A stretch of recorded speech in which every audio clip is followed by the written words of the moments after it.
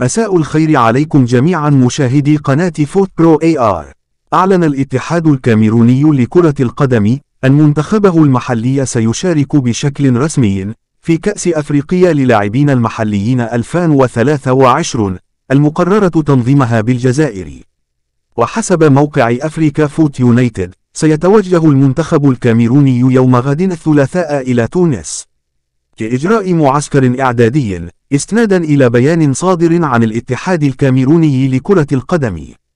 واختار الاتحاد الكاميروني دولة تونس لإجراء معسكره من أجل الاعتياد على الأجواء المناخية الشبيهة بتلك الموجودة بالجزائر.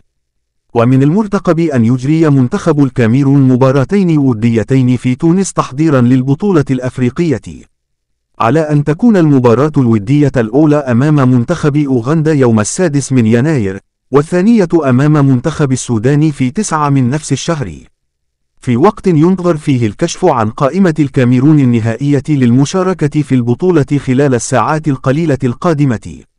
وأوقعت قرعة بطولة أفريقيا للاعبين المحليين المنتخب الكاميروني في المجموعة الخامسة إلى جانب منتخبي الكونغو والنيجر، ومن المقرر أن تجرى مباريات هذه المجموعة على الملعب الأولمبي بوهران.